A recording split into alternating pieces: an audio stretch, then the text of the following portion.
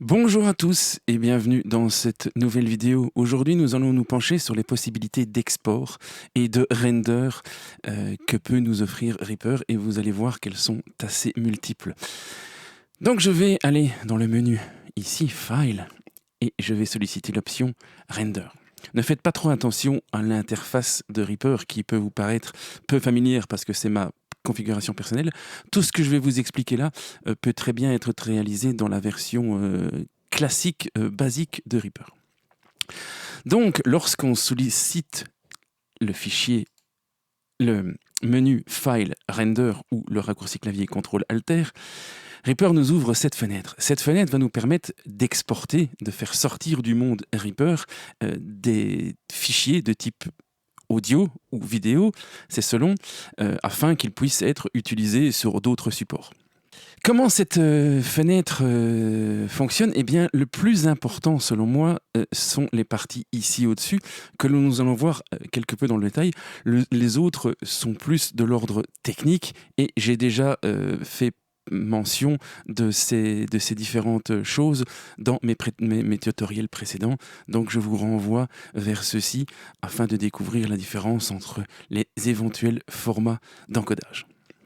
Lorsque vous avez fini un projet, vous pouvez être amené à l'exporter de multiples façons différentes. Alors, la façon la plus classique d'exporter un projet, eh bien, c'est d'en créer un mix master, donc un seul fichier mono ou plus généralement stéréo au format Wave ou MP3, afin d'être uploadé sur quelconque plateforme de streaming ou être gravé sur un CD. Eh bien, pour ce faire, il vous suffit alors de choisir comme source le mix master, en d'autres termes, ce qui sort de votre bus master de votre mixeur de Reaper, et de sélectionner des frontières à cet export, donc à savoir un point d'entrée et un point de sortie. Quelles peut être ces frontières? Eh bien, une custom time range, à savoir entrer des valeurs écrites du point de départ et du point de sortie, ou alors l'entièreté du projet. Reaper va alors partir du tout début de la zone temporelle et s'arrêter à la fin du dernier item présent dans l'arrangement ou du dernier point d'automation présent dans l'arrangement, donc en d'autres termes du dernier objet présent dans l'arrangement, en y ajoutant 1 ou 2 secondes de battement. Vous avez également la possibilité de sélectionner une sélection temporelle et donc de dessiner les points de départ et de sortie de votre export comme bon vous semble. Imaginons ici que je veux uniquement exporter le refrain, eh bien, je peux définir un point d'entrée et un point de sortie. Si je veux faire tout mon projet, sauf peut-être le petit décompte, et avoir un peu plus de battement pour un éventuel titre de fin sur une vidéo, eh bien, je peux définir mes frontières comme ceci. Je peux également choisir les Project Regions. Alors, quelles sont ces Project Regions? Je vous invite encore une fois de plus à visiter mes précédentes vidéos. Dans Reaper, il est possible de marquer des marqueurs, de mettre des marqueurs pour définir certains points de la ligne d'arrangement, mais il est possible de définir certaines régions, comme vous pouvez le voir ici, donc définir finalement des parties de chansons lorsqu'on est dans le contexte d'une production musicale, mais ça pourrait très bien être des parties de publicité, des parties de films, etc. On peut les définir par région qu'on l'on peut déplacer à sa guise dans l'arrangement. Là n'est pas la question. On peut donc demander à Reaper de sélectionner les Project Regions, et pour ça, il vous propose alors de sélectionner la Region Matrix, et vous pouvez alors choisir quelle région vous voulez exporter. Si je veux exporter toutes les régions, eh bien, je coche toutes les cases, et dans ce cas, Reaper me propose alors d'exporter 14 fichiers, chaque fichier ayant pour frontière les différentes régions de mon mix. Je fais l'impasse pour l'instant sur les autres cases de cette matrice de routing, de région, à laquelle nous reviendrons plus tard. Donc nous avons vu ici la possibilité des frontières, et nous allons voir également maintenant d'autres possibilités de sources. En réalité ici, donc nous avons vu que la source de notre export allait être le master mix. Mais Reaper nous propose d'autres options. Nous pouvons également choisir de d'exporter les pistes sélectionnées. En d'autres termes, ici, vous voyez que mon arrangement est constitué d'un nombre assez conséquent de pistes. Eh bien, je pourrais décider, par exemple, d'exporter uniquement les pistes de batterie en multipiste. Et si je sélectionne donc de la piste kick à la piste room, voilà, eh bien, Reaper me propose alors d'exporter 8 fichiers, les 8 pistes qui sont donc en sélection, avec les frontières MyTimeSelection. Et donc, il va donc m'exporter 8 fichiers, ce qui se passe sur la piste de kick de ce point-là à ce point-là, ce qui se passe sur la piste de snare de ce point-là à ce point-là, etc. Si je veux ajouter ma piste de basse DI, par exemple, eh bien, je la sélectionne. Vous voyez maintenant qu'il me propose de solliciter, d'exporter 9 fichiers. Si je veux ajouter mes autres pistes de basse, ainsi que mes pistes de guitare, il me suffit de maintenir contrôle et de mettre plusieurs pistes en sélection. Ainsi, il me propose d'exporter autant de fichiers qu'il y a de pistes en sélection. Je pourrais également ne sortir que les sous-groupes, ici, toute la batterie, uniquement tout le mix des 3 pistes de basse, le mix de toutes les guitares, le mix de tous les claviers, le mix de tous les pianos et de l'entièreté finalement de mes sous-groupes. Il me prévoit alors donc d'exporter 8 fichiers par rapport aux pistes qui sont sélectionnées, et ces fichiers donc auront comme frontière la time selection que j'ai choisie. Je peux très bien décider de sélectionner les pistes séparées sur toute l'entièreté du projet. Et également, comme vous pouvez le constater ici, eh bien, je pourrais choisir la region matrix et sélectionner, par exemple, eh bien, que je veux exporter la batterie uniquement sur l'intro et le bridge. Je veux exporter la basse sur cette transition, etc. Pareil pour les guitares, on va faire quelque chose au hasard. Ici, la voix, je veux par exemple toutes les régions. Et vous voyez alors qu'il me propose d'exporter autant de fichiers qu'il y a de cases cochées. Je vais donc me retrouver avec un fichier audio par, finalement, case. Donc un fichier audio pour la piste de batterie sur l'intro et sur le bridge. Un fichier audio pour la piste de basse sur la transition et sur le bridge, etc. Je pense que vous avez compris le principe. Bien sûr, toutes les options que je choisis ici vont être exportées au format que je choisis ici en bas. En dehors du Stems Selected Tracks, eh bien, il me propose une option qui me permet d'exporter le mix master plus les éventuelles pistes qui sont sélectionnées. Je peux également choisir d'exporter les pistes sélectionnées via master. Alors, quelle est la différence avec avant ? Eh bien, il pourrait m'arriver d'avoir mis, ici ce n'est pas le cas, mais je pourrais très bien avoir mis des plugins sur mon bus master et avoir un bus master qui a ce volume ici. Avec l'export en stems traditionnel, Reaper exporte ce qui passe au travers des pistes et ne tient absolument pas compte de ce qui est présent sur la piste master. Eh bien, avec l'option Selected Track via master, chaque piste est donc sélectionnée en fonction de sa sélection et tient compte d'un éventuel traitement ou d'un éventuel changement de volume induit par le bus master. En gros, ça reviendrait, ce genre de render reviendrait au même que de mettre une piste en solo et d'exporter le mix master. Comme la piste est en solo, la basse est en solo, nous n'entendrions que le bus basse dans le master, et en réalisant un render du master mix, eh bien, nous aurions uniquement la basse qui sont présentes dans notre audio. On pourrait ensuite faire un deuxième render avec uniquement les guitares, etc. Un peu la méthode ancienne.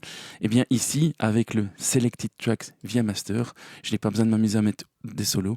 Je peux simplement sélectionner les pistes. Il va donc me proposer de sélectionner, d'exporter 3 fichiers. Ce qui se passe dans la piste ici et dans le master, ce qui se passe dans la piste guitare et dans le master, ce qui se passe dans la piste key et dans le master, sans bien évidemment réaliser le mélange du master. J'ai la possibilité de choisir la render matrix, nous l'avons déjà vu tout à l'heure. Et j'ai la possibilité également de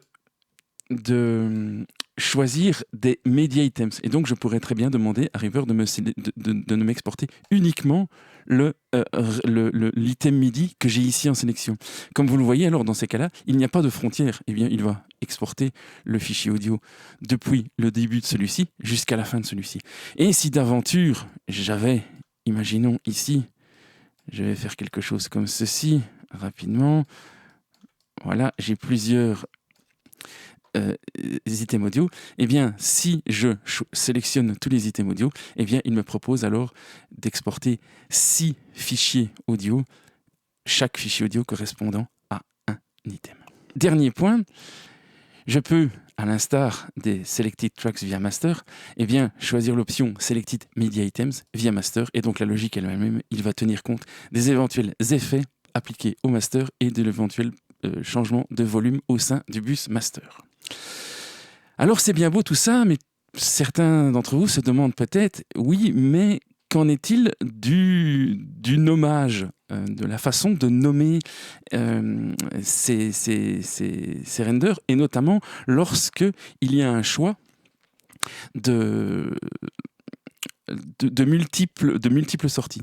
Je vais revenir par exemple aux Stems Selected Tracks et je vais faire en sorte de simuler l'exportation sur toute la longueur de la time selection de toutes les pistes de batterie. Je les sélectionne toutes. Et donc, Reaper me permet ici, m'indique qu'il va exporter 8 fichiers. Alors ici, je n'ai la possibilité que de ne mettre qu'un seul nom de fichier. Donc ici, je choisis mon répertoire. Nous allons le simuler ici. Donc sur mon bureau, je vais faire un répertoire export BSSTC. Voilà.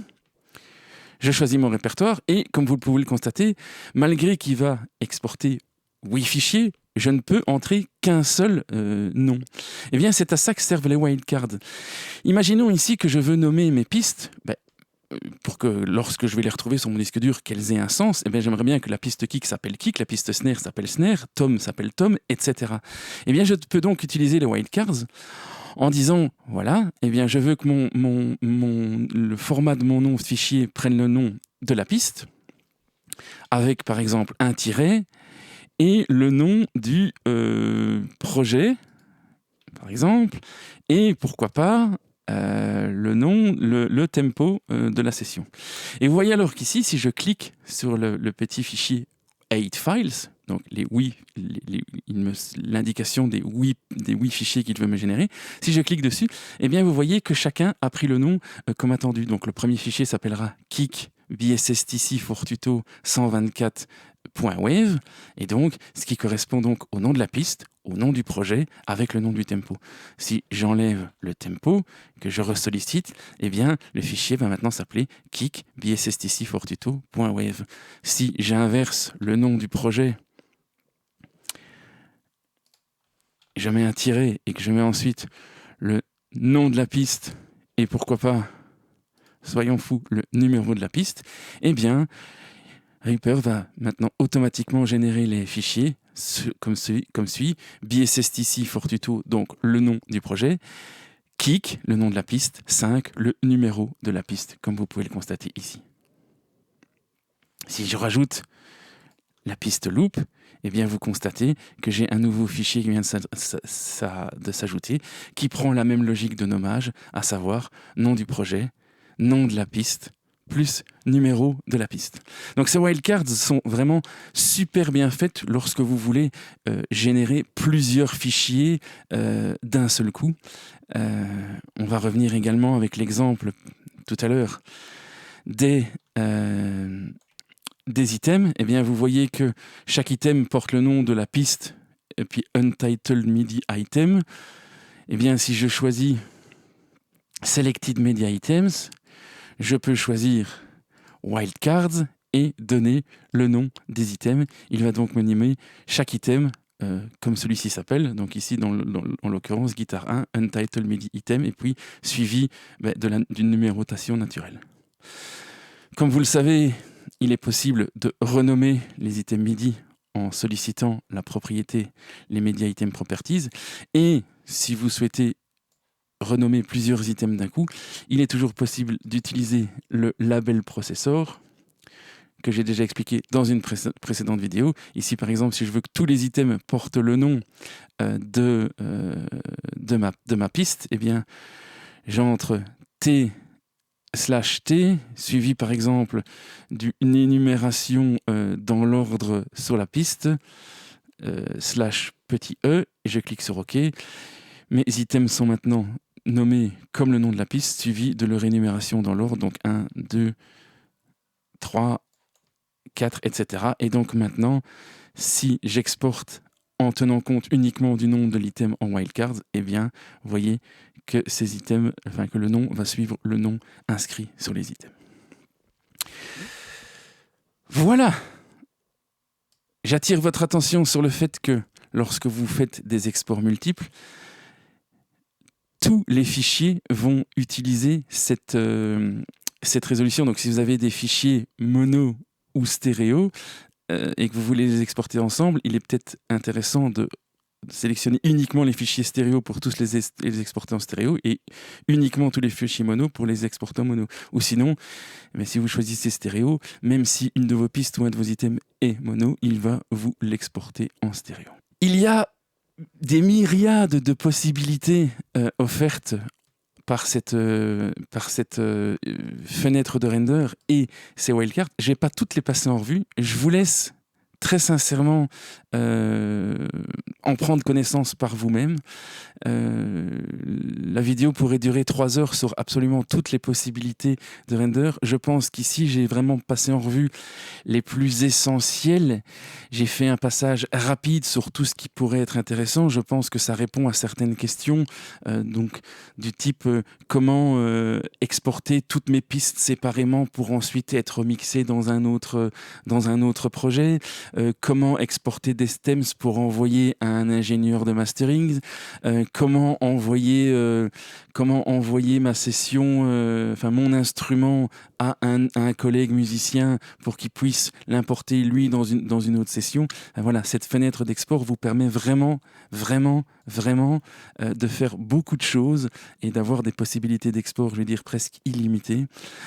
Donc à vous de découvrir un petit peu cette fenêtre, d'aller plus loin que ce qu'elle vous propose de base, et vous constaterez que la possibilité d'export simultané peut vous rendre des travaux parfois assez pénibles, et je pense à ceux qui travaillent par exemple dans le domaine du jeu vidéo où on doit exporter parfois un nombre conséquent de fichiers audio. Et bien ici, vous avez vu qu'avec les wildcards et la possibilité de faire des sélections multiples en matrice ou en sélection directe dans l'arrangement, avec l'utilisation des wildcards qui utilisent les métadonnées présentes directement dans l'arrangement, eh bien, peut vous rendre des fiers services. Merci pour votre attention. À la prochaine. Ciao.